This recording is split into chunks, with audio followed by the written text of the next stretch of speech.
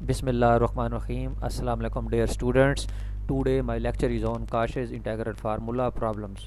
Previous video में हमने काशे integral formula को डिस्कस किया था, उसका फार्मूला प्रूफ किया था। आज हम उसके प्रॉब्लम्स को डिस्कस करेंगे कि इसको किस तरह अप्लाई हमने करना है। जैसा कि एग्जांपल है, वो कहते हैं इवेल्यूएट करें आप इस इंटीग्रल को along C cosine 2z plus cosine hyperbolic 2z divide by z dz where C is the unit circle यानी z mod is equal to 1।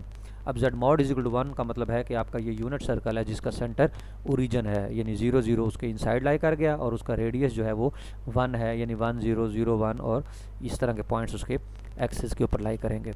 तो इसमें आप देखें फंक्शन जो आपके पास है वो है cosine 2z plus cosine hyperbolic 2z over z, यानी डिनोमिनेटर के अंदर z आ रहा है। तो जब हम z को 0 पुट करेंगे तो आपके पास जो z की वैल्यू आएगी वो 0 आएगी, यानी 0 इज़ द सिंगुलर पॉइंट। अब 0 इज़ द सिंगुलर पॉइंट जो आपका है वो देखें इस c के इनसाइड लाई कर रहा है, क्योंकि ओरिजिन जो है इसका सेंटर है तो वही आपका सिंगुलर पॉइंट है। अब ओरिजिन अगर उसके अंदर लाई कर रहा है इनसाइड, तो यहाँ हमारे पास काशे इंटीग्रल फार्मूला अप्लाई करेंगे तो ये बराबर हो जाएगा integration along C cosine 2z plus cosine hyperbolic 2z over z dz which is equal to 2 pi iota f of a होता है। तो यहाँ क्योंकि a आपका 0 है तो ये बनेगा f ऑफ 0। अब f ऑफ 0 का मतलब है कि आपका f क्या है, f आपका न्यूमिनेटर में जो फंक्शन होता है वो होता है, क्योंकि फार्मूले के मुताबिक देखें फार्मूला आपका है F Z over z minus a, यानी ऊपर वाला जो फंक्शन है उसको हम एफ जेड कहते हैं। तो एफ जेड आपका है cosine 2z plus cosine hyperbolic 2z।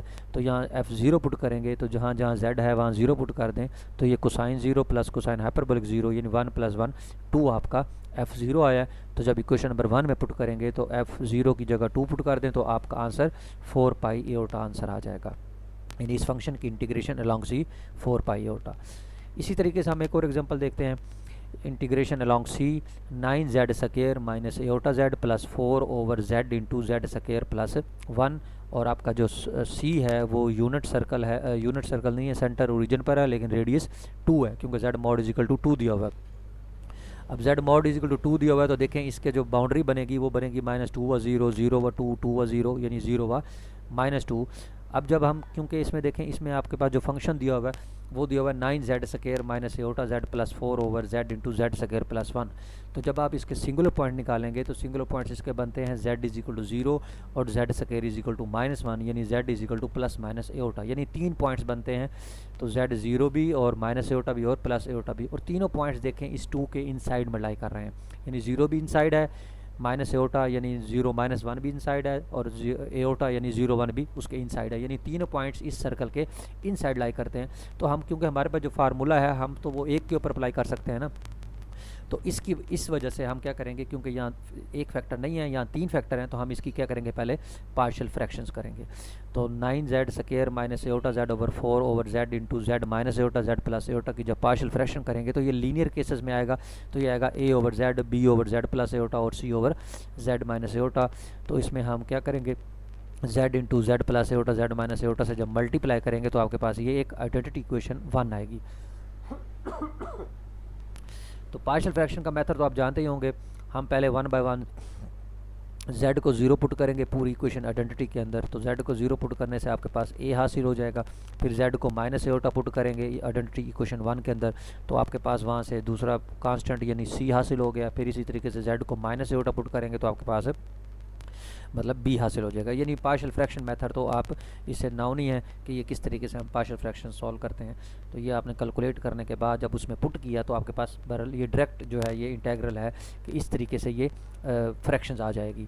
तो जब हमने क्योंकि इसकी इंटीग्रेशन लेनी है तो हम इसकी जब इंटीग्रेशन लेंगे तो वो अलग अलग इंटीग्रेशन हो जाएगी।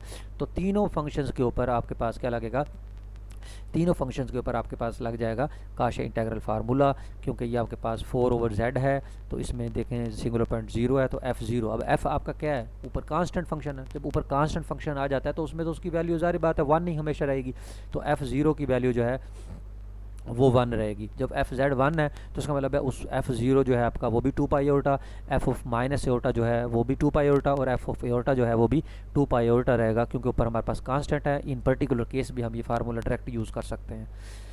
तो आपके पास ये 2 पाई एओटा जो पुट कर देंगे उसमें तो आपके पास 864 जो है ये कितना आ गया 18 पाई एओटा इसका आंसर आ जाएगा। इसी तरीके से इस एग्जांपल को भी आप देख लें, इसमें भी क्योंकि ज़ाहिर बात है 4 फैक्टर्स बनते हैं तो इस पर भी पार्शियल फ्रैक्शन यूज़ करके आप इसको अलग अलग सॉल्व कर सकते हैं और फिर उस पर काशे इंटीग्रल फार्मूला लगा दें।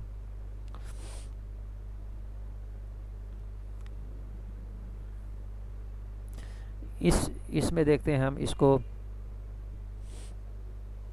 इसमें देखें इवेल्यूएट किया उन्होंने d z over z square plus 2z+2 और C is the square having the corners 0 0 -2 0 -2 2 और 0 2। आप इन पॉइंट्स को लोकेट करें, 0 0 को -2 0 को -2 2 को और 0 2 को लोकेट कर दें।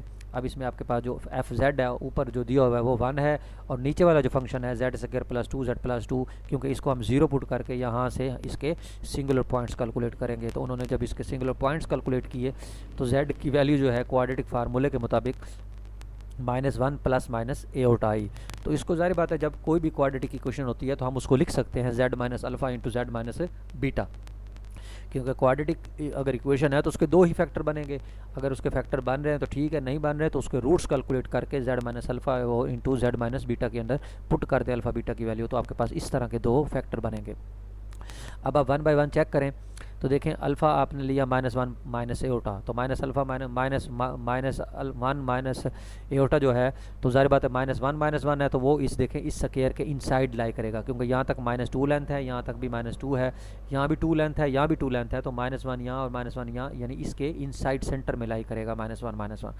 और जो दूसरा कोऑर्डिनेट है -1 प्लस एओटा तो वह है -1 + 1 यानी -1 व 1, तो वो जाहिर बात है इस क्वाड्रेंट के अंदर लाई ही नहीं कर रहा। तो जब इस क्वाड्रेंट के अंदर लाई नहीं कर रहा तो वो इस सी से आउटसाइड चला जाएगा। इस वजह से उन्होंने लिखा है कि -1 + iota do not belongs to C. तो इसका मतलब है बीटा के ऊपर तो हम उसकी कैलकुलेशन नहीं करेंगे, वो तो 0 हो जाएगी इंटीग्रेशन, तो -1 - एओटा के ऊपर कैलकुलेट करेंगे।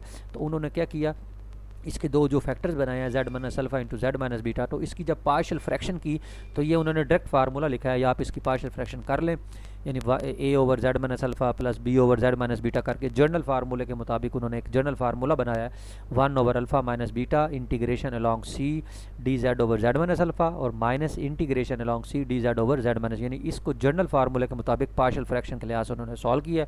अब इसमें आप क्या करें, अल्फ़ा और बीटा की वैल्यूज़ को पुट कर दें। तो जब उन्होंने अल्फ़ा और बीटा की वैल्यूज़ को पुट किया, यहाँ उन्होंने अल्फ़ा ये और बीटा ये, तो उन्होंने पुट करने के बाद आपके पास डायरेक्ट आंसर ये लिख दिया, क्योंकि बीटा जो है वो आउटसाइड है इसलिए इसकी इंटीग्रेशन 0 हो जाएगी और सिर्फ इसकी z - अल्फ़ा वाले की इंटीग्रल की वैल्यू जो है वो आपके पास 2 पाई एओटा आंसर आएगा, क्योंकि ऊपर फंक्शन कांस्टेंट है 1 है, इसलिए आपके पास इन पर्टिकुलर केसेस में हमारे पास फार्मूला लग जाएगा जो हमने प्रीवियस में प्रूफ किया था। तो अल्फ़ा - बीटा की वैल्यू पुट करें, वो 1 ओवर -2 एओटा आती है और इंटीग्रेशन के अलॉन्ग c 2 पाई एओटा आती है, तो आपका आंसर कितना आ गया, पाई। तो इस तरीके से ये आप सॉल्व कर सकते हैं। Thank you very much.